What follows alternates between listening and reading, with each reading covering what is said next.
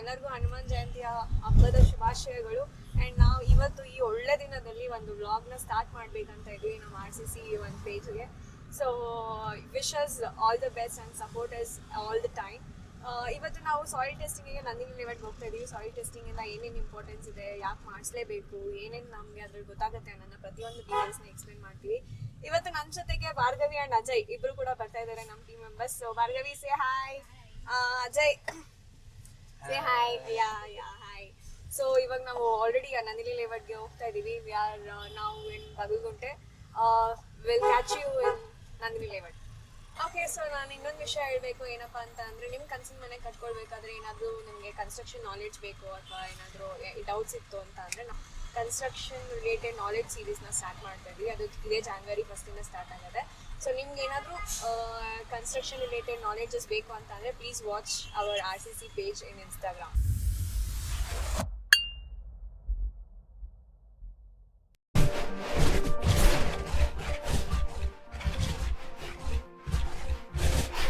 ನಾವು ಆಲ್ರೆಡಿ ಸೈಟ್ಗೆ ರೀಚ್ ಆಗಿದ್ದೀವಿ. ಸೊ ಇಲ್ಲಿ ಆಲ್ರೆಡಿ ಪಾಯಿಂಟಲ್ಲಿ ಸಾಯಿಲ್ ಟೆಸ್ಟಿಂಗ್ ಮಾಡಿದ್ದಾರೆ. Let's continue what they will tell ಅಂತ. ಸರ್, ಇದು ಸಾಯಿಲ್ ಟೆಸ್ಟಿಂಗ್ ಯಾಕೆ ಇಂಪಾರ್ಟೆಂಟ್ ಆಗುತ್ತೆ ಅಂದರೆ ಬಿಫೋರ್ ಕನ್ಸ್ಟ್ರಕ್ಷನ್ ಏನಾಗುತ್ತೆ ಅಂದರೆ, ಪ್ರೀವಿಯಸ್ ಎಲ್ಲ ಏನಾಗ್ತಿತ್ತು ಅಂದರೆ ನ್ಯಾಚುರಲ್ ಇರ್ತಿತ್ತು. ಮತ್ತು ಅಕ್ಕಪಕ್ಕದವ್ರಿಗೆ ಈ ಸೈಟ್ ಇದೇ ಥರ ಕಂಡೀಷನ್ ಇದೆ ಅಂತ ಗೊತ್ತಾಗ್ತಿತ್ತು. ಬಟ್ ಇವಾಗ ಏನಾಗ್ತಿದೆ ಅಂದರೆ ಬ್ಯಾಕ್ ಫಿಲ್ ಮಾಡಿರ್ತಾರೆ ಕೆಲವು ಕಡೆ.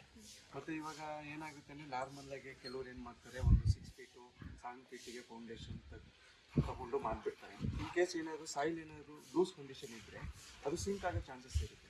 ನೀವು ಓವರ್ ಆಲ್ ಬಿಲ್ಡಿಂಗ್ ಮೇಲೆ ಏನು ನೀವು ಇನ್ವೆಸ್ಟ್ ಮಾಡಿರ್ತೀರ ಅದೆಲ್ಲ ಸುಮ್ಮನೆ ವೇಸ್ಟ್ ಆಗುತ್ತೆ. ಸೊ ಒಂದ್ಸಲ ನೀವೇನಾದರೂ ಸಾಯಿಲ್ ಟೆಸ್ಟ್ನ ಮಾಡಿ, ನೀವು ಆಫ್ಟರ್ ಆರ್ಕಿಟೆಕ್ಟ್ ಕಡೆಯಿಂದ ನೀವು ಪ್ಲಾನಿಂಗ್ ತೊಗೊಂಡು ನೀವು ಮಾಮೂಲಿ ನೀವು ಮೂವ್ ಆದರೆ, ಅವಾಗ ನಿಮ್ಗೆ ಏನು ಹೆಲ್ಪ್ ಆಗುತ್ತೆ ಅಂದರೆ, ಏನು ಕಾಸ್ಟ್ ಬೇಕಾಗುತ್ತೆ ಅಷ್ಟು ಕಾಸ್ಟಲ್ಲಿ ನಿಮಗೆ ಎಕ್ಸಾಕ್ಟಾಗಿ ಗೊತ್ತಾಗುತ್ತೆ. ಸೊ ಇವಾಗ ಏನಾಗುತ್ತೆ ಅಂದರೆ ಸರ್, ಇವಾಗ 30-40 ಇತ್ತು ಅಂದರೆ ಮಿನಿಮಮ್ 2 ಪಾಯಿಂಟ್ಸ್ ಮಾಡ್ತಾರೆ. ಇಫ್ ಇನ್ ಕೇಸ್ ಏನಾದರೂ 60-40 ಇತ್ತು ಅಂದರೆ 3 ಪಾಯಿಂಟ್ಸ್ ಇರುತ್ತೆ. ಸಮ್ ಕೇಸಸ್ಸಲ್ಲಿ ಏನಾದರೂ 30-40 ಏನಾದರೂ ಬೋರ್ವನ್ ನಂಬರ್ ಮಾಡಿರ್ತೀವಿ. ಇಫ್ ಇನ್ ಕೇಸ್ ವೇರಿಯೇಷನ್ ಬರುತ್ತೆ. ಕೆಲವೊಂದ್ಸಲ ಏನಾಗುತ್ತೆ ಅಂದರೆ, ಒಂದು ಕಡೆ 6 ಮೀಟರ್ ಹೋಗುತ್ತೆ, ಮತ್ತು ಇನ್ನು ಕೆಲವು ಕಡೆ 1 ಮೀಟರ್ 2 ಮೀಟರ್ಗೆ ವೆದರ್ ಹಾಕೋದು ಆರ್ಡರ್ ಬರುತ್ತೆ. ಸೊ ಆ ಥರ ಟೈಮ್ಸಲ್ಲಿ ಏನಾದರೂ ಆ ಥರ ವೇರಿಯೇಷನ್ ಬಂದಾಗ 1 more ಪಾಯಿಂಟ್ಸ್ ಮಾಡ್ತಾರೆ. 1 more ಪಾಯಿಂಟ್ಸ್ ಮಾಡಿ ಅದರಲ್ಲಿ ಏನು ಬರುತ್ತೆ ನೋಡಿಕೊಂಡು ಅವರೇಜ್ ಮಾಡಿ ಆಮೇಲೆ SPC ಕ್ಯಾಲ್ಕುಲೇಷನ್ ಮಾಡಿಕೊಡ್ತೀವಿ. ಸರ್, ಓಕೆ, ಇವಾಗ ಇದು ಯಾವ ಡೈಮೆನ್ಷನ್ ಇದೆ ಸರ್? ಇದು ಒಂದು 15ಗೆ 40 ಇದೆ. 15ಗೆ 40 ಇದೆ. ಸೊ ಇವಾಗ ಸರ್, ನಾವು ಆ ಕಾರ್ನರಲ್ಲಿ ತಗೊಂಡು ಈ ಕಾರ್ನರಲ್ಲಿ ತಗೊಂಡ್ರೆ ಬೇರೆ ಬೇರೆ ಸಿಗುತ್ತೆ ನಮಗೆ ಸಾರಿ. ಅಂದರೆ ಅದು ಏನಾಗುತ್ತೆ ಅಂದರೆ ಮೇಡಮ್, ಒಂದೇ ನಾವು ಎಕ್ಸಾಕ್ಟಾಗಿ ಫೈಂಡ್ ಔಟ್ ಮಾಡೋಕ್ಕಾಗಲ್ಲ. ಇವಾಗ ಏನಾಗುತ್ತೆ ಅಂದರೆ ಫಿಲ್ಲಿಂಗ್ ವೇರಿಯೇಷನ್ ಬರುತ್ತೆ, ಮತ್ತು ಈಗ ಎನ್ವ್ಯಾಲ್ಯೂಸ್ ಇಂದ ಬರುತ್ತೆ. ಸೊ ಎನ್ವ್ಯಾಲ್ಯೂಸು ವೇರಿಯೇಷನ್ ಬರುತ್ತೆ. ಸೊ ಆ ವೇರಿಯೇಷನ್ನ ಫೈಂಡ್ ಔಟ್ ಮಾಡ್ಕೊಂಡು ಅವರೇಜ್ಗೋಸ್ಕರ ಮಿನಿಮಮ್ 2 ಮಾಡಬೇಕು. ನಾವು ಹ್ಯಾಮರಿಂಗ್ ಮಾಡ್ತೀವಿ. ಸೊ 1 ಮೀಟ್ರು 1.5 ಮೀಟ್ರ್ ಆಗಿದ ತಕ್ಷಣ ಏನು ಮಾಡ್ತೀವಿ, 15 ಸೆಂಟಿಮೀಟರ್ ಅಂತೇಳಿ 45 ಮಾರ್ಕ್ ಮಾಡ್ಕೊತೀವಿ. ಆ ಒಂದು 15 ಸೆಂಟಿಮೀಟ್ರು ಹೋಗೋದಕ್ಕೆ 75 ಸೆಂಟಿಮೀಟರಿಂದ ಫಾಲ್ ಮಾಡಿದಾಗ ಈ 65 kg ವೆಯ್ಟ್ನ ಅದು ನಂಬರ್ ಆಫ್ ಏನು ತೊಗೊಳುತ್ತೆ ಅನ್ನೋದು ಕೌಂಟ್ ಮಾಡ್ತಾ ಇರ್ತೀವಿ. ಅದನ್ನು ಮೆನ್ಷನ್ ಮಾಡ್ಕೊಂಡಿರ್ತೀವಿ. ತಿರ್ಗಾ ಎವ್ರಿ 1 ಪಾಯಿಂಟ್ ಇಂಟರ್ವಲ್ ಡೆಪ್ತಲ್ಲಿ ನಾವು ಸ್ಯಾಂಪಲ್ ರೆಡಿ ಮಾಡ್ತೀವಿ. ಇಫ್ ಇನ್ ಕೇಸ್ ಸಾಯಿಲ್ ಏನಾದ್ರು ಲೋಸ್ ಇತ್ತು ಅಂದರೆ ಅಪ್ ಟು 6 ಮೀಟರ್ವರೆಗೂ ಸ್ಯಾಂಪಲ್ ಕಲೆಕ್ಷನ್ ಆಗುತ್ತೆ. If in case before 6 metre hard ಬಂತು ಅಂದರೆ, ಲೈಕ್ ವೆದರ್ದಾಗ ಆರ್ಡಾಗಿ ಬಂತು ಅಂದರೆ ನಮ್ಗೆ ಗೊತ್ತಾಗುತ್ತೆ. ಮತ್ತು ಈ ವೆಯ್ಟ್ ಏನು ಹ್ಯಾಮರಿಂಗ್ ಮಾಡ್ತಾ ಇರ್ತೀವಿ ಅದು ಜಂಪ್ ಆಗುತ್ತೆ. ಜಂಪ್ ಆದಾಗ ನಾವು ಅದನ್ನು ಸ್ಟಾಪ್ ಮಾಡ್ತೀವಿ. ಸೊ ನಮ್ಗೆ ಇವಾಗ ನೀವು ಇದು ಮಾಡಿದ ಕೂಡಲೇ ಇಲ್ಲ ಗೊತ್ತಾಗುತ್ತೆ ಸರ್? ಹೆಂಗಿಲ್ಲ? ಇಲ್ಲ ಮೇಡಮ್, ನಾವಿಲ್ಲಿ ಏನಾಗಿರುತ್ತೆ, ನಾವಿಲ್ಲಿ ಎನ್ವ್ಯಾಲ್ಯೂಸು ಮತ್ತು ಫಿಲ್ಲಿಂಗ್ ಇದೆಯಾ, ಸೀಪೇಜ್ ವಾಟರ್ ಬರ್ತಾ ಇದೆಯಾ, ಮತ್ತು ಸೈಟ್ ಕಂಡೀಷನ್ ಎಲ್ಲ ಮೆನ್ಷನ್ ಮಾಡಿಕೊಂಡು ಅಷ್ಟು ಮಾತ್ರ ಡೇಟಾ ಕಲೆಕ್ಟ್ ಆಗುತ್ತೆ. ಸೊ ಅದಾದಮೇಲೆ ನಾವಿಲ್ಲಿ ಬೇರೆ ಬೇರೆ ಡೆಪ್ತಲ್ಲಿ ಏನು ಸ್ಯಾಂಪಲ್ ಕಲೆಕ್ಷನ್ ಆಗಿರುತ್ತೆ ಅದು ಮಾಮೂಲಿ ಲ್ಯಾಬಲ್ಲಿ ಟೆಸ್ಟ್ ಆಗುತ್ತೆ. ಲ್ಯಾಬಲ್ಲಿ ಸಾಯಿಲ್ದು ಪ್ರಾಪರ್ಟೀಸ್ ಕೆಲವೊಂದು ಬರುತ್ತೆ. Elastic limit, plastic limit, direct share, moisture content, green structure ಇದೆಲ್ಲ ಫೈಂಡ್ ಔಟ್ ಮಾಡಿ ಕಿಲೋಮೀಟರ್ ಪರ್ ಮೀಟರ್ ಸ್ಕ್ವೇರ್ಗೆ ಏನು SPC ವ್ಯಾಲ್ಯೂ ಬರುತ್ತೆ ಅದನ್ನು ಮೆನ್ಷನ್ ಮಾಡಿ ರಿಪೋರ್ಟ್ ಇದೆ. ಇದೆಲ್ಲ ರಿಪೋರ್ಟ್ ಬರೋಕ್ಕೆ ಎಷ್ಟು ದಿನ ಆಗುತ್ತೆ ಸರ್? ಇದು ಜನರಲಿ 1-2-3 ಡೇಸ್ ಆಗುತ್ತೆ. ಅಷ್ಟೇ, ನೀವು ಎಕ್ಸ್ಪ್ಲನೇಷನ್ಸ್ ಎಲ್ಲ ಕೇಳ್ಕೊಂಡ್ರಿ. ಒಂದು ಆಲ್ರೆಡಿ ಪಾಯಿಂಟ್ನ ಮಾಡಿದ್ದಾರೆ. ಈಗ ನೆಕ್ಸ್ಟ್ ಪಾಯಿಂಟ್ ಸಾಯಿಲ್ ಟೆಸ್ಟಿಂಗಿಗೆ ತೆಗಿತಾ ಇದ್ದಾರೆ. Will see how they will do ಅಂತ. ಬನ್ನಿ. ಏನು ನಾವೇನು ಹ್ಯಾಮರಿಂಗ್ ಮಾಡ್ತೀವಿ, ಸ್ಯಾಂಪಲ್ಲು ಇಲ್ಲಿಂದ ಇಲ್ಲಿವರೆಗೂ ಕಲೆಕ್ಟ್ ಆಗುತ್ತೆ. ಸೊ ಆ ಕಲೆಕ್ಟ್ ಆದಮೇಲೆ ನಾವು ಸ್ಯಾಂಪಲ್ ಎವ್ರಿ 1 ಪಾಯಿಂಟ್ ಇಂಟರ್ವಲ್ ಡೆಪ್ತಲ್ಲಿ ನಾವು ಸ್ಯಾಂಪಲ್ ರಿಮೂವ್ ಮಾಡ್ತಾ ಇರ್ತೀವಿ. ಇವಾಗ ನಾವು ಇದನ್ನು ಒಳಗಡೆ ಹಾಕ್ತೀವಿ.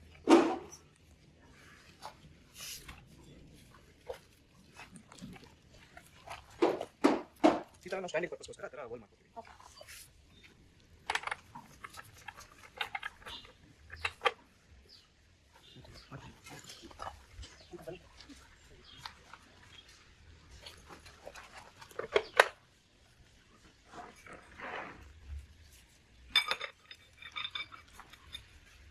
ಈ ತರ ಅಸೆಂಬಲ್ ಮಾಡ್ಕೊತೀವಿ.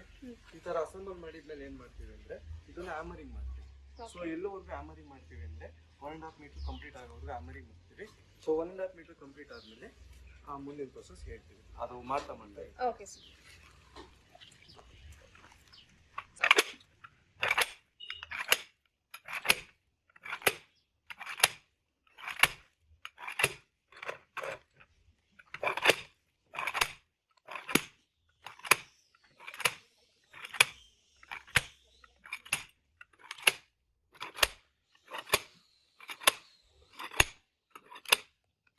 ಅಂತ ಡಿವೈಡ್ ಮಾಡ್ತೀವಿ.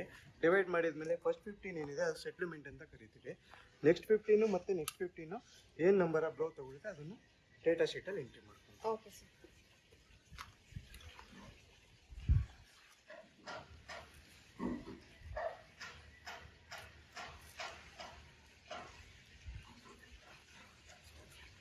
ಇವಾಗ ಈ ಪೋರ್ಷನ್ ಇಂದ ಈ ಪೋರ್ಷನ್ ಅಂದ್ರೆ 15 ಸೆಂಟಿಮೀಟರ್ ಡಿಗ್ ಆಗೋದಕ್ಕೆ ಏನೇನು ನಂಬರ್ ಆಫ್ ಬ್ಲೋ ತಗೊಳುತ್ತೆ ಅದನ್ನ N1 ಅಂತ ಕರಿತೀವಿ, N2 ಅಂತ ಕರಿತೀವಿ, N3 ಅಂತ ಕರಿತೀವಿ.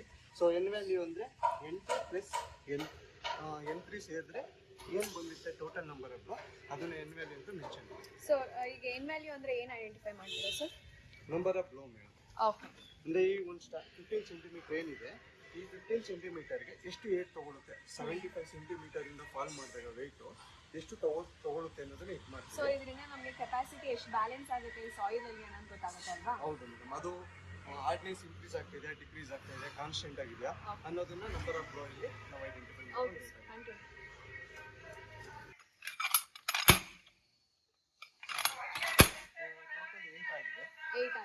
N1 8 ಅಂತ ಬರುತ್ತೆ. ಬಟ್ ಆ ಕೌಂಟ್ ಮಾಡಬೇಕಾದ್ರೆ ಫಸ್ಟ್ N1 ಏನಿರುತ್ತೆ ಅದನ್ನ ಸೆಟ್ಲ್ಮೆಂಟ್ ಅಂತ ತಗೊಳ್ತೀವಿ. N2 ಮತ್ತೆ N3 ನ ಮೆನ್ಷನ್ ಮಾಡ್ಕೊಂಡು ಅದನ್ನ ಆಡ್ ಮಾಡಿದಾಗ ಏನ್ ಗೊತ್ತಾ ಅದೇ N ವ್ಯಾಲ್ಯೂ ಆಗುತ್ತೆ. ಓಕೆ. ಇವಾಗ 8 ಆಗಿದೆ.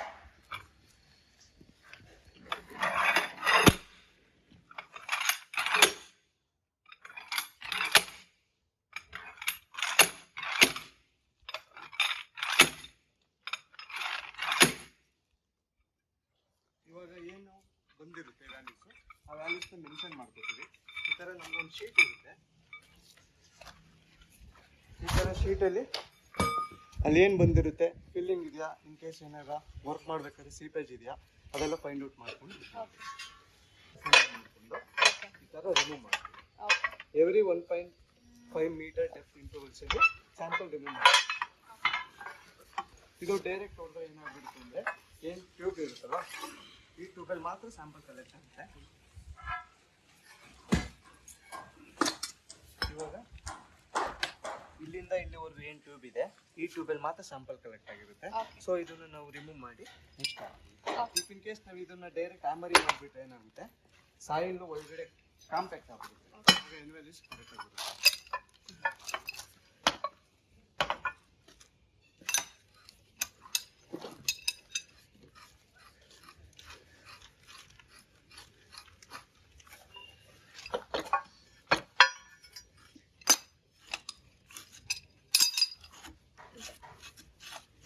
ಒಂದು ನೇಮ್ ಅಂತ ಕೊಟ್ಕೊಂಡಿರ್ತೀವಿ BH1. ಇನ್ ಕೇಸ್ ಏನಾರ 2 ಕಡೆ ಮಾಡಿದಾಗ BH2 ಅಂತ ಕೊಟ್ಟಿರ್ತೀವಿ. ಮತ್ತೆ ಯಾವ ಡೆಪ್ತ್ ಅಂತ ಬರೆದಿರ್ತೀವಿ. ಮತ್ತೆ ಇದು ಯಾವ ತರ DSI UDSI SPT ಅಂತ ಮೆನ್ಷನ್ ಮಾಡ್ಕೋತೀವಿ. ಮತ್ತೆ N ವ್ಯಾಲ್ಯೂ ಸಹ ಅದರಲ್ಲಿ ಬರೆದಿರ್ತೀವಿ. ಮತ್ತೆ ಈ ತರ ನಾವು ಸ್ಟಾರ್ಟಿಂಗ್ ತೆಗೆದಾಗ ಫಿಲ್ಲಿಂಗ್ ಇದೆಯಾ ನ್ಯಾಚುರಲ್ ಇದೆಯಾ ಅಂತಾನು ಐಡೆಂಟಿಫೈ ಮಾಡ್ಕೋತೀವಿ. ಇವಾಗ ನೀವು ಇದು ನೋಡಿದ್ರೆ ಇದು ಫಿಲ್ಲಿಂಗ್ ಸಾಯಿಲ್ ಇದೆ. ಇದು ನೋಡಿ ಇವಾಗ ಕಲರ್ ವೇರಿಯೇಷನ್ ಅಲ್ಲಿ ನೋಡಿದ್ರೆ ಈ ಕಡೆಯಿಂದ ನ್ಯಾಚುರಲ್ ಸಾಯಿಲ್ ಇದೆ. ಸೊ ಇದು ಬ್ಯಾಕ್ ಸೈಡ್ ಏನಿದೆ ಫಿಲ್ಲಿಂಗ್ ಇದೆ. ಸ್ವಲ್ಪ ಅಂದ್ರೆ ಕಲರ್ ಇದೆ ಅಂದ್ರೆ ಫೀಲಿಂಗ್ ಇದೆ ಅಂತ. ಕಲರ್ ಇದೆ ಅಂತಲ್ಲ, ನಾವು ಸಾಯಿಲ್ ಅನ್ನು ಈ ತರ ಓಪನ್ ಮಾಡಿದಾಗ ಇಲ್ಲಿ ನಮ್ಗೆ ವೇಸ್ಟೇಜ್ ಕಾಣುತ್ತೆ ಈ ತರ. ಇವಾಗ ಇದು ಓಲ್ಡ್ ಬಿಲ್ಡಿಂಗ್ ಇದ್ದು ಅದನ್ನ ಡೆಮಾಲಿಷ್ ಮಾಡಿರೋದ್ರಿಂದ ಪ್ರೀವಿಯಸ್ ಫೌಂಡೇಶನ್ ನ ರಿಮೂವ್ ಮಾಡಿದಾಗ ಅದು ಬ್ಯಾಕ್ ಫಿಲ್ಲಿಂಗ್ ಮಾಡಿರ್ತಾರೆ. ಈ ಸಾಯಿಲ್ ನೋಡಿದ ತಕ್ಷಣ ನಮಗೆ ಫಿಲ್ಲಿಂಗ್ ಅಂತ ಗೊತ್ತಾಗುತ್ತೆ. ಏನಿದೆ ಅದನ್ನ ರಿಮೂವ್ ಮಾಡ್ತೀವಿ. If in case A to Z filling ಆಗಿದ್ರೆ ಮಾತ್ರ ತಗೋತೀವಿ. A to Z ಫಿಲ್ಲಿಂಗ್ ಇಲ್ಲ ಅಂದ್ರೆ ಫಿಲ್ಲಿಂಗ್ ಪಾರ್ಟ್ ನ ರಿಮೂವ್ ಮಾಡಿ ಒರಿಜಿನಲ್ ಪಾರ್ಟ್ ನ ಹಾಕ್ಬಿಡ್ತೀವಿ.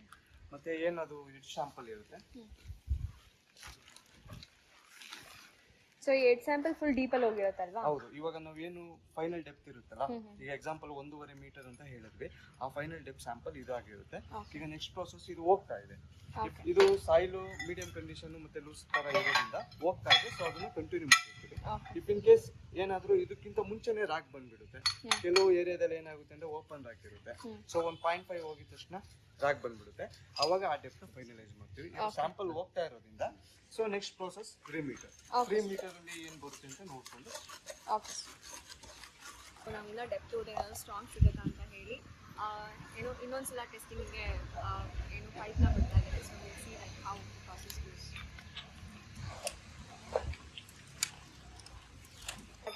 ಹೌದು ಮೇಡಮ್. ಲಾಸ್ಟ್ ಟೈಮ್ ಏನು 1.5 ಮೀಟರ್ಗೆ ಪ್ರೋಸೆಸ್ ಆಯ್ತು, ಹೇಗೇನು ತಿರ್ಗಾ 3 ಮೀಟರ್ಗೂ ಅದೇ ಪ್ರೋಸೆಸ್. ತಿರ್ಗಾ ಇನ್ ಕೇಸ್ ಏನಾದ್ರು ತಿರ್ಗಾ ಪಾಸ್ ಆಗ್ತಾ ಇದೆ ಅಂದ್ರೆ 4.5 ಮೀಟರ್ಗೂ ಅದೇ ಪ್ರೋಸೆಸ್. ಇಫ್ ಇನ್ ಕೇಸ್ ಅವಾಗಲೂ ಹೋಗ್ತಾ ಇದೆ ಅಂದ್ರೆ 6 ಮೀಟರ್ಗೂ ಏನು ಪ್ರೋಸೆಸ್ ಇದೆ same as it is process. ಇವಾಗ ಏನು 1.5 ಮೀಟರ್ ಅಲ್ಲಿ ಯಾವ ತರ ಸ್ಯಾಂಪಲ್ ರಿಮೂವ್ ಮಾಡಿದ್ವಿ ಮತ್ತೆ ಅದು ಫಿಲ್ಲಿಂಗ್ ಇದೆ ಏನಂತ ನೋಡಿದ್ವಿ, ಆ ತರ ನೋಡ್ಕೊಂಡಿರ್ತೀವಿ.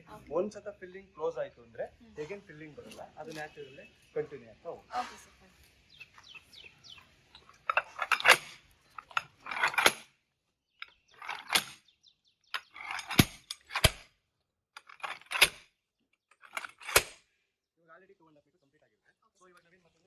ಆಲ್ರೆಡಿ 2.5 ಮೀಟರ್ ಕಂಪ್ಲೀಟ್ ಆಗಿರುತ್ತೆ.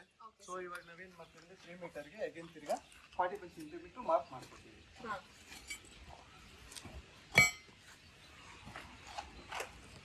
3 ಮೀಟರ್ಗೆ 45 ಸೆಂಟಿಮೀಟರಾ? ಅಂದ್ರೆ 2.5 ಮೀಟರ್ ಹೋಗ್ಬಿಟ್ಟಿರುತ್ತೆ. ಈಗ ನೆಕ್ಸ್ಟ್ ಏನು ಅರ್ಧ ಮೀಟರ್ ಇರುತ್ತೆ ಅದನ್ನು 45 ಸೆಂಟಿಮೀಟರ್ ಮಾರ್ಕ್ ಮಾಡಿರ್ತೀವಿ. 15 ಅಂತ ಡಿವೈಡ್ ಮಾಡಿರ್ತೀವಿ. ಅದಕ್ಕೆ ಏನ್ ಮಾಡ್ತೀವಿ, ನಂಬರ್ ಆಫ್ ಬ್ಲೋ ಕೌಂಟ್ ಮಾಡ್ತೀವಿ.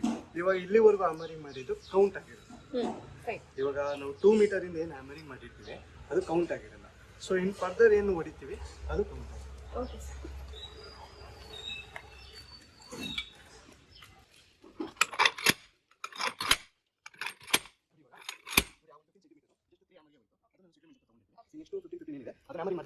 ಲಾಸ್ಟ್ ಟೈಮ್ 8 ಹೋಗಿತ್ತಲ್ಲ ಅದು?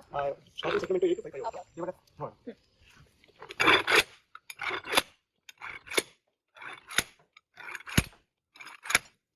ನೋಡಿ ಜಸ್ಟ್ 3 ಗೆ ಹೋಗಿದೆ. ಅಂದ್ರೆ ಪ್ರೀವಿಯಸ್ ಏನು ಹಾರ್ಡ್ನೆಸ್ ಇತ್ತು ಅದಿನ್ನ ಡೌನ್ ಆಗಿದೆ, ಇನ್ನ ಲೂಸ್ ಕಂಡೀಷನ್ ಇದೆ.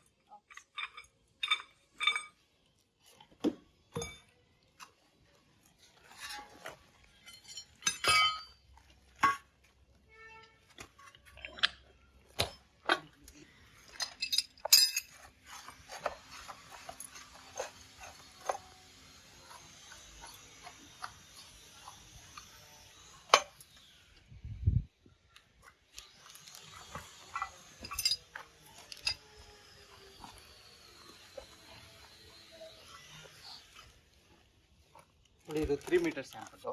ಈಗ ಇದ್ರಲ್ಲೇನು ನ್ಯಾಚುರಲೇ ಇರುತ್ತೆ, ಫಿಲ್ಲಿಂಗ್ ಇರಲ್ಲ.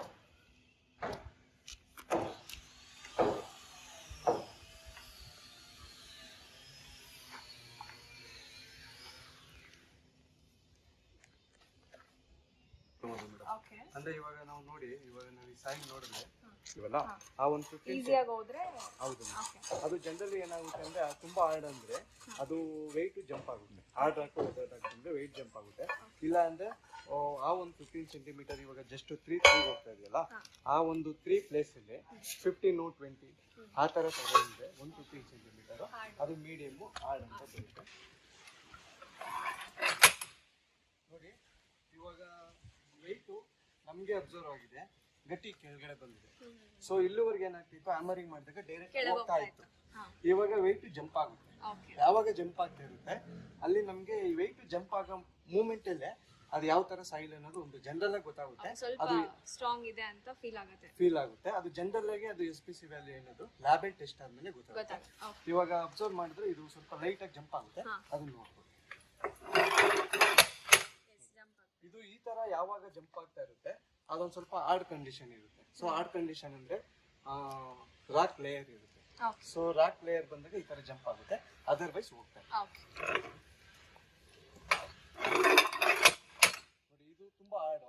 ಯಾವಾಗ ಈ ತರ ತುಂಬಾ ಜಾಸ್ತಿ ಬರುತ್ತೆ ಅವಾಗ ಏನ್ ಮಾಡ್ತೀವಿ ಅಂದ್ರೆ ಒಂದು ಮಾರ್ಕ್ ಹಾಕೊಂತೀವಿ, ಅದೇನಿದೆ ಅಂತ ನೋಡ್ಕೊಂತೀವಿ. ಪ್ರೀವಿಯಸ್ ಕಂಡೀಷನ್ ಎಲ್ಲ ಅದು ಏನ್ ಡೆಪ್ತ್ ಇದೆ ಅಂತ ನೋಡ್ಕೊಂಡು ಫೈನಲೈಸ್ ಮಾಡಿ ಆ ಡೆಪ್ತ್ಗೆ ಟರ್ಮಿನೇಟ್ ಮಾಡ್ತೀವಿ. ಟರ್ಮಿನೇಟ್ ಮಾಡಿದ್ಮೇಲೆ ಇದೇನು ಲ್ಯಾಬ್ ಟೆಸ್ಟ್ ಆಗುತ್ತೆ ಅದನ್ನು ನೋಡ್ಕೊಂಡು ಯಾವ ಡೆಪ್ತ್ಗೆ ಫೌಂಡೇಶನ್ ಹಾಕೋಬೇಕು ಅನ್ನೋದನ್ನ ಮೆನ್ಷನ್ ಮಾಡಿ ರಿಪೋರ್ಟ್ ಓಕೆ ಸರ್. ಯಾಕೆಂದ್ರೆ ತುಂಬಾ ಅಷ್ಟು ಹೊಡೆಯೋದಕ್ಕಾಗಲ್ಲ. ಯಾಕೆಂದ್ರೆ ಜಾಸ್ತಿ ಹೊಡೆದಾಗ ಏನಂದ್ರೆ ಟೂಲ್ಸ್ ಡ್ಯಾಮೇಜ್ ಆಗುತ್ತೆ. ಸೊ ಅದು ನಾರ್ಮಲ್ ಕಂಡೀಷನ್ ಇತ್ತು, ಹ್ಯಾಮರಿಂಗ್ ಮಾಡಿದಾಗ ಹೋಗ್ತಾ ಇದ್ದೆ. ಮೈತ್ರಿ ಮಾರ್ಕ್ ಹಾಕಿ ಎನ್ವೆಲಿಸ್ ನೋಡ್ಕೊತೀವಿ. ಇದು ತುಂಬಾ ಗಟ್ಟಿ ಬರ್ತಾ ಇರೋದ್ರಿಂದ ಸೊ ಒಂದು 15 ಸೆಂಟಿಮೀಟರ್ ಮಾರ್ಕ್ ಮಾಡಿರ್ತೀವಿ. ಈಗ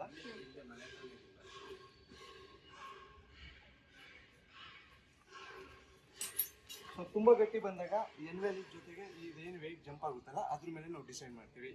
ಈಗ ಏನಾಗುತ್ತೆ ಅಂದ್ರೆ ನಾವು ಈ 15 ಸೆಂಟಿಮೀಟರ್ ಹೋಗೋವರೆಗೂ ಹೊಡೆಯಲ್ಲ. ಇದು ಜಾಸ್ತಿ ಜಂಪ್ ಆಗೋದ್ರಿಂದ ಒಂದು 10 ಹ್ಯಾಮರಿಂಗ್ ನೋಡ್ತೀವಿ. ಅದು ಅದೇ ತರ ಬರ್ತಾ ಇದೆ ಅಂದ್ರೆ ಇಮಿಡಿಯೇಟ್ ಸ್ಟಾಪ್. ಓಕೆ, 10 ಹ್ಯಾಮರಿಂಗ್ ತಗೊಳ್ತೀರಾ ಈಗ ಹಾಡಿದೆ ಅಂತ? 1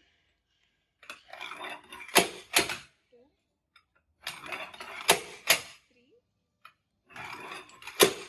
4 okay okay.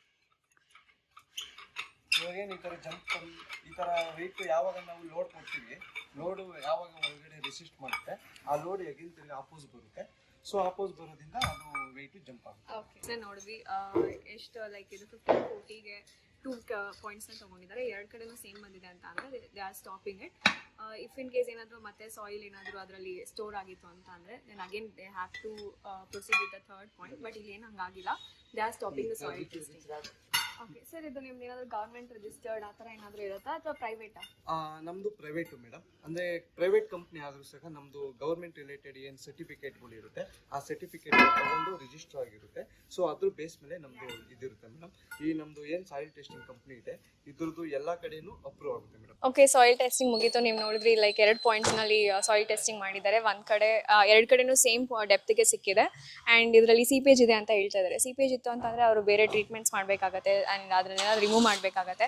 Based on this ಇಲ್ಲ ಸೀಪೇಜ್ ಜಾಸ್ತಿ ಬರ್ತಿದೆ ಅಂತ ಅಂದರೆ ಅವರು ಲೈಕ್ ಫೌಂಡೇಶನ್ ಸ್ಟ್ರಕ್ಚರ್ಸು ಆಮೇಲೆ ಫೌಂಡೇಶನ್ ಹೇಗೆ ಹಾಕಬೇಕು ಅದೆಲ್ಲನೂ ಚೇಂಜಸ್ ಆಗುತ್ತೆ. ಅಂದರೆ ಕಾಸ್ಟ್ ಎಫೆಕ್ಟಿವ್ ಆಗುತ್ತಾ ಕಾಸ್ಟ್ ಕಮ್ಮಿ ಆಗುತ್ತಾ ಅಂತ ನಾವು ನೋಡಬೇಕಾಗತ್ತೆ. ಸೊ ಇದೆಲ್ಲ ಗೊತ್ತಾಗೋದು ಓನ್ಲಿ ಆಫ್ಟರ್ ರಿಪೋರ್ಟ್ ಕಮ್ಸ್.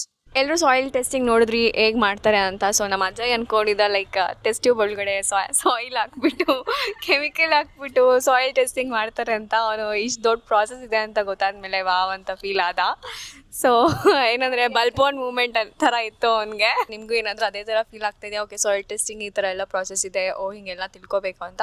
ಮುಂದೆ ಈ ಥರ ಸೇಮ್ ಅಂದರೆ ಡಿಫ್ರೆಂಟ್ ಕಾನ್ಸೆಪ್ಟ್ ಡಿಫ್ರೆಂಟ್ ಟಾಪಿಕ್ನ ತೊಗೊಂಡು ಇದೇ ಥರ ವೀಡಿಯೋಸ್ ಮಾಡಿ ನಿಮಗೆ ಎಲ್ಲ ಇನ್ಫಾರ್ಮೇಷನ್ನ ಕೊಡ್ತಾ ಹೋಗ್ತೀವಿ. Don't forget follow the RCC page and we always expect your support and wishes. Thank you so much.